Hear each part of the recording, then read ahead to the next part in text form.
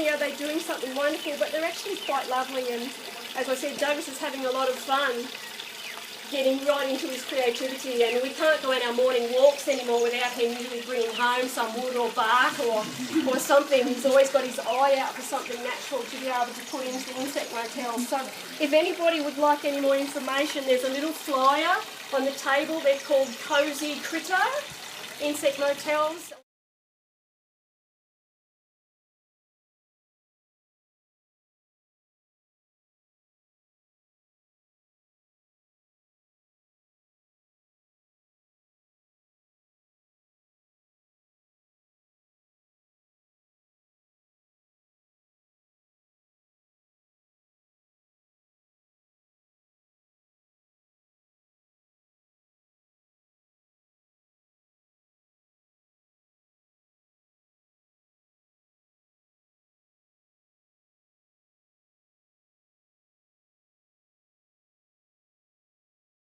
I secretly aspired to have a place like this one day. My properties are currently in different titles, names, and I find community gardens have always been my garden over the last few years, 7 years I think now since I discovered permaculture and gardening.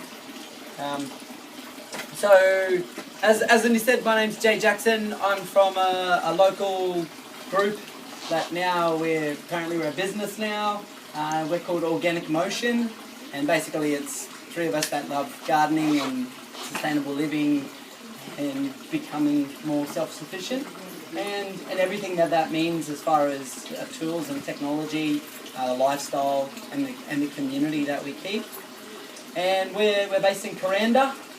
We were involved in the Coal Community Hall master plan, and also the JCU Cairns community gardens that are running down there. We typically deal with clients on a business level that either want to learn about permaculture or gardening in short courses like talks, workshops, or two-day courses. And coming up in September, we're running our first full 2-week intensive permaculture design course. Yeah, so that's a big milestone for us after 7 years and running dozens and dozens of different workshops with hundreds of different peoples, and always learning ourselves. We're all currently going through a 10-week regenerative agriculture course to go from dealing with small scale or lifestyle block 5-acre sized properties, to having conversations with guys that are talking about 500 acres in their back paddock, looking at landscapes that are sort of 32 megs of data just for one contour map. I don't know if that means any sense to anyone, but it means you need a lot of computer even to just look at a map of a property. So we're really upskilling all along the way. So we integrate that tools and technology for moving forward with landscape assessment and design, but we're also very much on the ground and in the dirt. And I was working on cars yesterday, so I managed to get all the dirt from underneath my nails and grease. But as you may have seen, we've got just a couple of little flyers up there that are on the table. I just thought I'd wave them around. So if you're interested in any of the courses, currently this has the information for you. And we are somewhat proud, as you can see, we've got young families, and we're running a nature kids program as well for the September school holidays, which is during the time that our 2-week adult course is running. So either yourself or someone you may know who has children that would like a holiday program in September school holidays, which is just over a month away, you can come along either for 3 days or for the 2 weeks, and the children will be immersed in that world of learning and counting, with and in and around nature. But what I'm really interested in, and after meeting Liz today, I'm sort of glad to know that I'm surrounded by a lot of knowledge. I never claimed to to know everything, and by no means am I a gardening guru. You know, I think as the Collective Brains Trust, we hold all the information that we need, and I feel like my part is just to facilitate, you know, the learning and the sharing of the knowledge and the skills, and it's something that I love to do, and it's what I love to give. And I realise that there's a way that I can give that, and in return earn a living from it. So a lot of what Organic Motion does is in design work. So predominantly we look at landscapes, and we deal with people that are interested in designing new landscapes or redesigning existing properties and now farms that we're moving into farms. And as I mentioned, topic of today is food forests. Who's heard of a food forest? So yeah. I'm really glad, you know, to see Michael and Lindy's food forest down here. It's a really beautiful, almost sanctuary-like space on the property. Of course, you know, we wouldn't be where we're at without the understanding and the patterns in orchards. But the reason why I'm really happy and excited about this concept of food forests is that it extends the idea of just growing food to actually be part of that growing system, and understanding that there's many levels and there's many spaces within the same area that a lot of different things can grow. So who's got a food forest at home? Well, who's got one that's kind of working towards maybe, yeah? Yeah? So food forest is just basically a concept that's given to growing food in a perennial system, using annuals as well, but layering it in what we call, I guess, stacking of time and space. So a fruit tree takes up, you know, 4 meters in diameter, you know, and it captures a certain amount of light. But the growing space underneath it is quite valuable, and so we can clearly see that, you know, Michael's made use of a ground crop there, ground cover, that lights the shade, which is that Moses in a basket or Moses in a cradle. Which happily does its thing there. Now it's not requiring any extra attention, but it's filling a space, and it's also providing that that function of not needing to mow there or not needing to mulch there. And if we look at it on a biological level or on a closer level, we'll actually begin to see that there's a lot more life underneath in those roots activities. So that's one layer. In between where that's growing and where the leaves and the fruit start, there's a whole lot of trunk space, right? That potentially could be utilised by, again, another shade-loving species. So who's got an idea of something that would climb on a trunk but likes to be in the shade? Does anyone know a species? Cucumber. Yeah, dragon fruit, they're pretty strong. Passion fruit, yeah. Ceylon spinach. Ceylon spinach, yeah. Some beans. Yeah, great, yeah, cool. So they then can fill that space, right? And then obviously you've got the fruit tree that's fruiting, but there's a certain level that we want our fruit trees at, right? Once it gets, you know, above 3 meters, we're going to need that extra reach, we're going to need that extra effort to get to it, right? And also all the while it's fully exposed to the sun throughout the year. You know, it's transpiring a lot more, so it's using a lot more moisture. There's certain overstory species then that we don't need to reach to harvest. So again, would anyone know a largest tree species that's fine to grow to, you know, 10 or 12 meters that you don't need to harvest from the top? Passion fruit. Ice cream bean. Ice cream bean, yeah, or even coconut. Nuts, yeah. So nuts generally, nuts. yeah, macadamias. You know, they fall to the ground and they're harvested from the ground. We've gone from having one tree now to having a ground cover, a vine or a climber to the fruit tree, and then having like an overstory as well, potentially. And what about just below the soil? You know, we think of all growing on the soil, but just below the soil, and Lindy mentioned it before. And I tried that lovely lime and lime and salt turmeric, curcuma longa, which is beautiful, beautiful medicinal rhizome. You know, so that grows just below the surface. There's also the kennas, the arrowroots and gingers. Yeah. Taro. Yam. Taros and yams, yeah. Being mindful, of course. Cassava, yeah. Being mindful. How to harvest it. Yeah, and not disturbing things. You know, so being mindful, of course, not to integrate those feeder roots of something delicate, you know, like a citrus that's got shallow feeder roots or something. So understanding the spaces, in a sense, or the niche that each plant has and provides a function for, goes into, I guess, what we call the front end or the design of a food forest. So throwing everything anywhere is not necessarily what it is, and often to an untrained eye, a permaculture garden or a food forest, in a sense, looks a bit messy or looks untidy, looks unkept, and there's a saying that it's like, you know, permaculture is a lazy gardeners. I like to think of it, well, we're just clever. We just don't spend a lot of time weeding, or obeying by neat lines, and that ultimately comes back to, you know, mimicking nature. Oh, yeah. Yes, Lisa.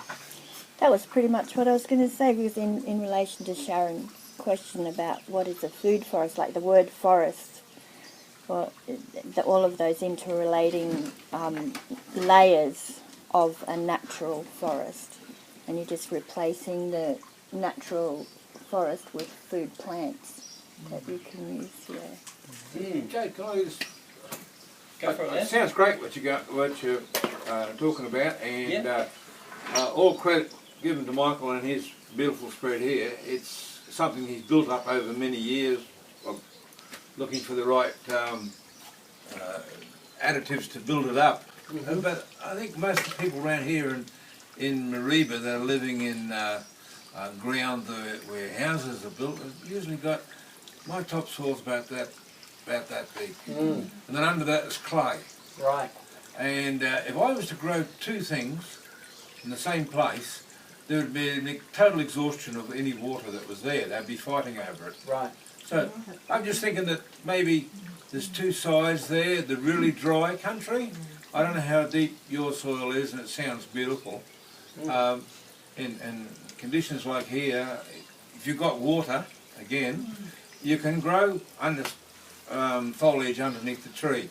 And of course it all adds it to it. But in our conditions, we don't irrigate, and our trees are 6 metres apart. Right. Because we don't irrigate. There's less competition.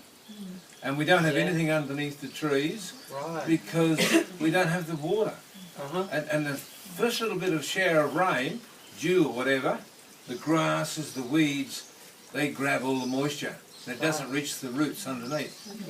So I think there's got to be two sides to your Totally. Yeah. dry country farming and good soil. You can do what you like. Yep. Yeah. You've got to build that soil up before you can get anywhere near what you're saying. Yeah, I totally agree, for sure. Yeah, which is that design part of it, I guess. Is that designing for a wet system or for a moist system or an irrigated system is totally different to how one would design for a drier climate. And yeah, so I carried 100 metres of mulch to build it up. Yep. And it's all above ground, and the roots and the worms have all come up through it and broken it all down now. And it's all mixed the soil in to become beautiful soil. Yep. But without that mulch, we're planting into clay. Yeah, and it's a common known fact that even in a rainforest, you know, the 90% of the nutrients is in the top 10 minutes. You know. I was just going to ask a question in relation to that, because I know that when Lindy and Michael first came here, it wasn't like this, so you would have had soil issues to be able to get it to this I'll stage. have something to make about that later. Yeah. Yeah. Yeah. Cool. All right. That's a great suggestion, Lindy. I always look for solutions. You know, and I always look to if it is a certain way, but we want it in a certain way, then we know what needs to change in order to get it there. You know, or vice versa. If we don't know how it is at the moment, but we've got an idea of the things that we can do and what we want to achieve, then we can work backwards to whatever it is that we're working from. So just to finish that point there is that we find that individual plants perform certain functions. You know, just looking behind us and looking in a natural forest system, different things fit in different spaces. And so when designing a food forest, in a sense, it's not necessarily where it is, but it's what plants tend to grow there. And that kind of then brings in some parameters of what we have to work with, you know. But like you mentioned, Les, you've got fruit from Japan, you know, which is a completely different climate, and yet you've got them growing, you know, and fruiting, you know. So that's it's you know, mulch. and Both. it's mulch, right? Okay. So part of then that idea that different things grow in different spaces, and that we can actually stack them in that same space and in the same sort of time. Using that example where fruit trees are 6 meters apart, that sounds like they're probably exposed to sunlight for the whole day, which means they're transpiring the whole day, which actually means they're losing a lot more water. And if they were partly shaded, effectively in a biological process, they wouldn't actually use so much water. And we also commonly taught, or it's commonly believed, that when two plants are in the same area, they compete for nutrients and for moisture. When in actual fact, I think companion planting is... Who's heard of companion planting? Yeah. Yeah? Yeah. And why is that? Someone just want to shoot out why is there such thing as companion planting? Well, some plants actually put nitrogen in the soil which the other ones like. Others give shade to it. There's lots of Some different keep things. the other predators away. Yeah, Just yeah. the So they sort of help each other out. Mutual benefits. Mutual benefits. They form different roles. Yeah, the findings are, and what the latest in agronomy and soil sciences is actually that different species, root connections and relationships actually support each other. And the more root connections that there is under the soil, the more transfer of information, we'll say, whether it's nutrients, minerals, or ability to deal with certain conditions. And it's like an communication network that occurs below the soil. And one of the main things then you would have found then in the mulch, Les, is the fungi, right? So who's noticed that in an area where it's a dry ground, we'll use that dry example, that when it's hard earth with a bit of grass on it maybe, or hard clay, the moisture goes straight away. You know, it can rain, next day it's gone. But if you've got a spot next to it, even with no rain, a bit of mulch, lift it up, and what do you find? Moisture. You find a bit of moisture, yeah? Maybe some like stringy, fibrous, cobwebby, white stuff, yeah? Which is the fungi, which is known as mycelium. And the mycelium, which is not a plant or not an animal, the fungi is a kingdom of its own. Amazing now the findings of mycologists is that they actually can transfer nutrients. So in a forest system where it's predominantly desiring that fungal activity because it's requiring so much more carbon to build the structure of the trees, right? They find that they're fungal dominated soils. However, when we're growing veggies, which are predominantly leafy, yeah, green stuff, they're requiring a lot more nitrogen. And it's actually bacteria fixing nitrogen that we find in the soils. So if we can bring in species that can fix nitrogen into the soil and support those plants to continue to grow while having the fungal activity through mulch layers or through species that are sacrificial, chop and drop. Who's heard of the term chop and drop? Yeah, yep, where you literally grow something just to produce mulch. And so by increasing that humus or that topsoil layer, we're beginning to create more activity in that top part of the soil where a lot of the root activity is, and therefore we're increasing the ability to sustain life. So here's a great example. We all come from different climates. Who's from a dry climate? Yeah, okay, 6, 8, yeah. Who's from like wet dry? Yeah. No, only a couple of people, yeah. Wet dry, you get a good wet season or something, yeah. Who's from wet country? Anyone from the rainforest? I'm currently in the rainforest.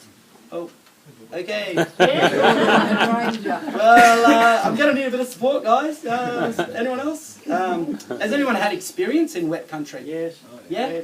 Yeah. What's interesting is that it's got a lot of moisture, but often if it's not cared for, that moisture can actually leach soils, can actually take nutrients out of the soil. Yeah. So having all of that water is not always necessarily the answer, in a sense. But anyway, that's the concept of food forests, and growing perennial food producing plants as well as other species and other layers in the same area. So instead of focusing on single rows, single species in multiple rows that are only used for that purpose, we can look at integrating different species in the same amount of space that are harvested at different times, but that provide beneficial relationships to each other. So does that sort of sum up the idea there? In a monoculture system where we have rows and rows and rows of citrus, right? What would be, what's the most common way of dealing with a pest? Spray. Yeah. Kill it. Why is that? Why is it that we need to combat or fight against a pest in a system where that pest? I don't want to give the answer We've away. been indoctrinated by the chemical companies. We're going deep. I'm glad you said I didn't have to. But well, allows one pest to come in, they got lots of food to multiply. there you go. Yeah. So it's not a biodiverse system. So when that pest grabs hold, it's got the food source. It knows what it wants. It can reproduce quickly, and it can potentially damage the whole crop. Yeah. If your crop is actually diverse with different species, then if it did get a hold and take, it's unlikely that it's going to continue right across your food forest in a sense, because there's a lot of other beneficial insects that are attracted to the other species that are growing there. So we grow marigolds or nasturtiums or lavenders or rosemaries. We know we grow insect attracting species as part of the system.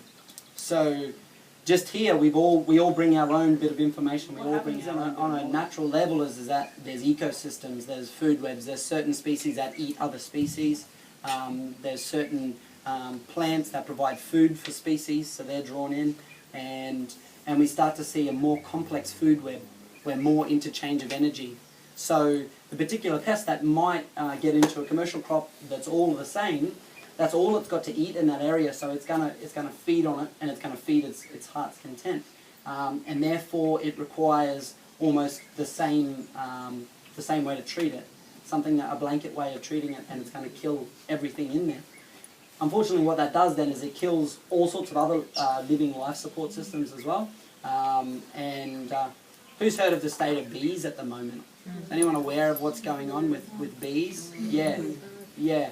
And it's funny because no one goes, oh wow, so if I'm putting poison on all the flowers and the bees are taking nectar from the flowers and bees are dying, like I wonder if that's, is there any correlation there, And yet here we are in a world today where bees pollinate over 70% of our food crops.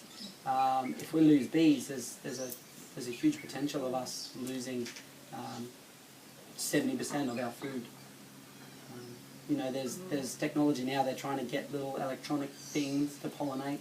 Farmers are trying to do it, and they think that if a farmer worked 24/7 for a whole year, he couldn't pollinate as many as what a hive of bees could in a day.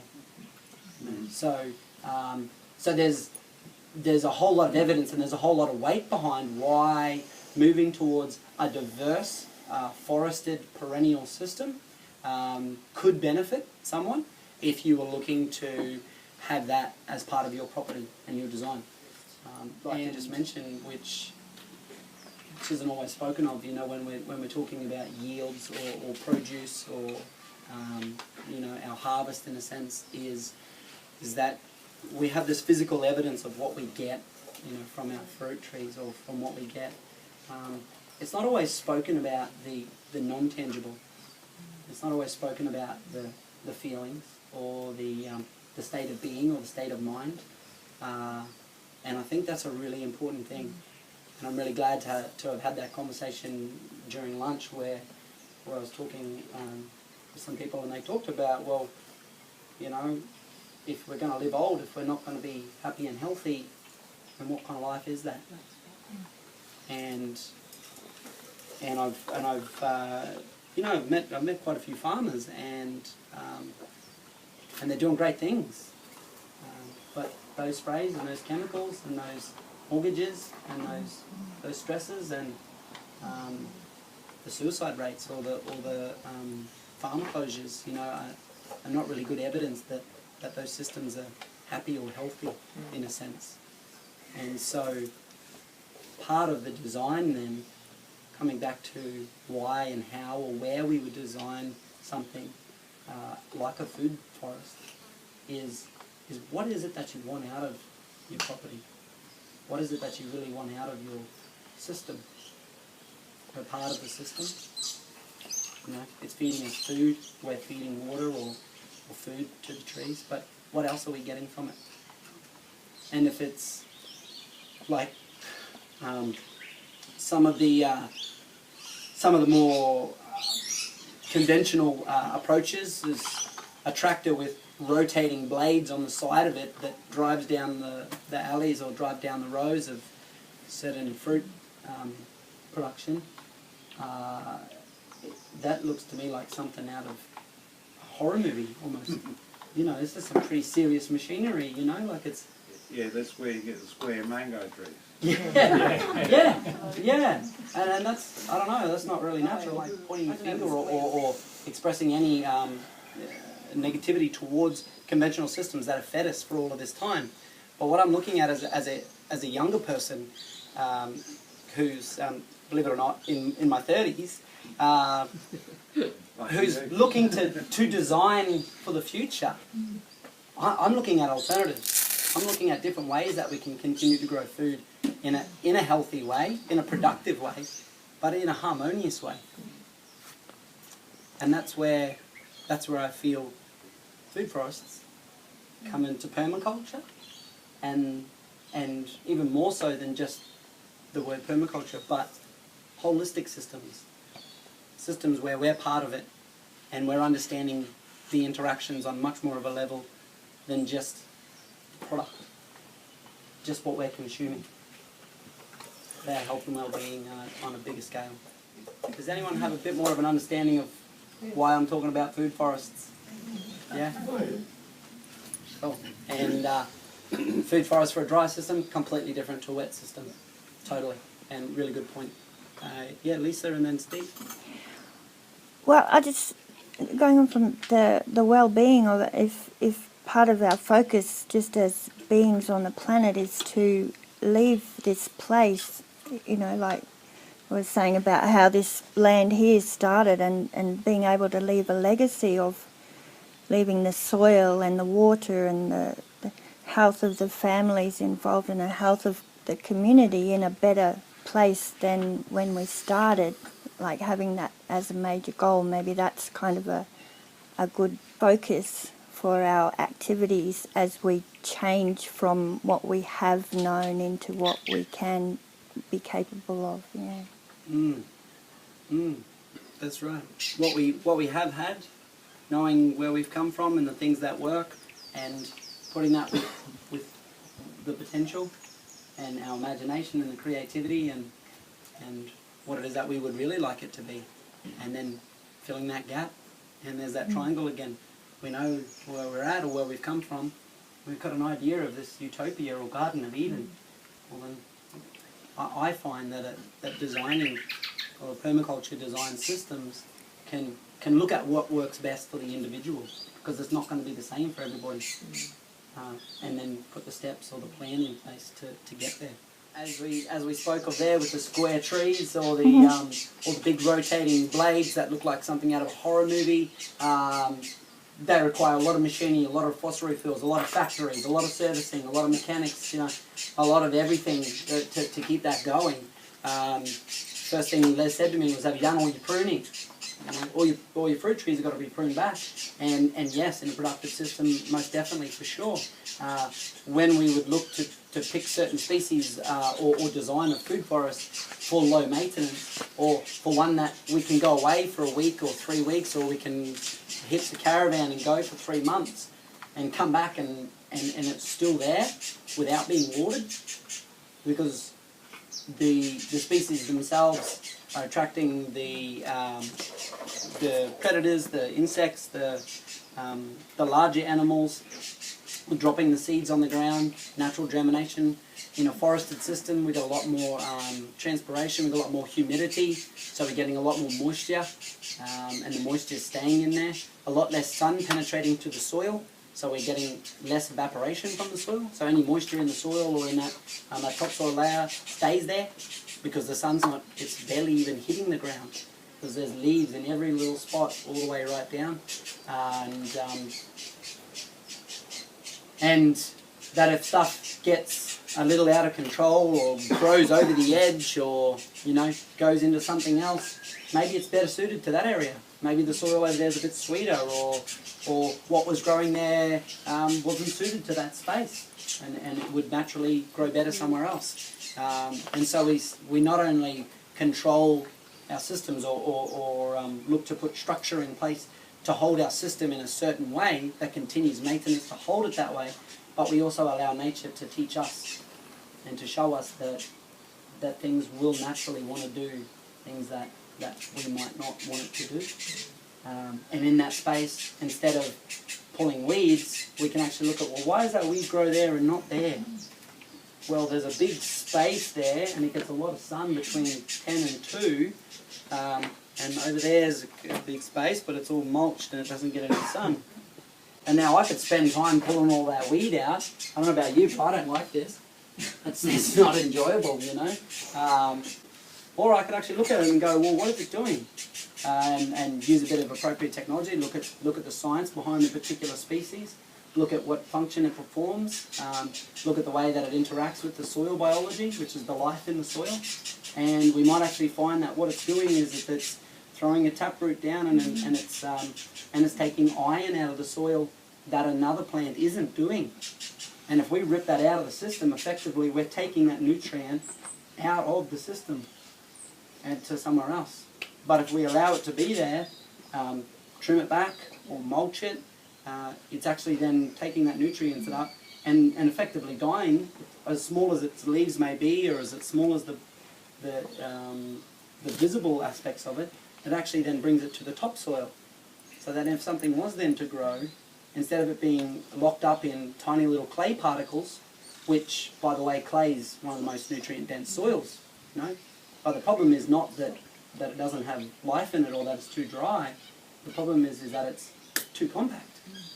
So if there's something that's growing in there, and it knows how to get down in there, and yet we focus so much time on maintaining it or spending effort and energy to mow it down, when really what it's doing is it's putting roots right down, which, by the way, is almost like a direct route for moisture to come down.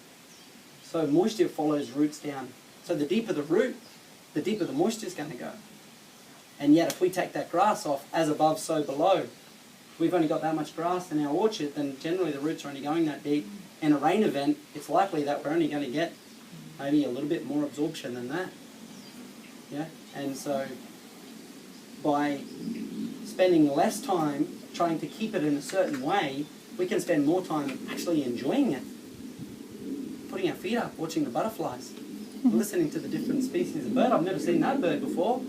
And someone goes, yeah, well, they feed on that plant over there that I gave you last week that you never had in the system. I guess coming back to that one of the very first early points of being a lazy garden, it's not lazy at all. It's just choosing where to put our energy and why. Because I'd rather not pull weeds and not spend a whole lot of time trying to maintain things in a certain way in a particular part of my property or in a particular system that is ultimately recreating a forest system. However, it's not suited. It's not suited to every place, everywhere, and it's not for everyone.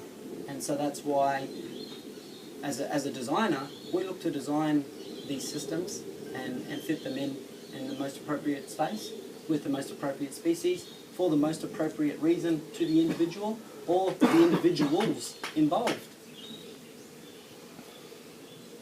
Any more questions? Yeah. If you can't dig in your soil because it's just a concrete for a start, how do you then get started? Great, cool. What's growing there at the moment? Nothing. Nothing at all. There's no grass. Not really. No, not at all. No. No. And is it what colour is the? I take it it's clay. Yeah. Hard clay. Yeah. Yeah. Yeah. Do you know the history of the land? No. No. Is it out here? Is it in? It's in mareeba. Right out. Yeah. So it's either been highly cultivated or grazed, compacted ground, right? And so there's no life in it. No. No, not at all. And there's no life support system.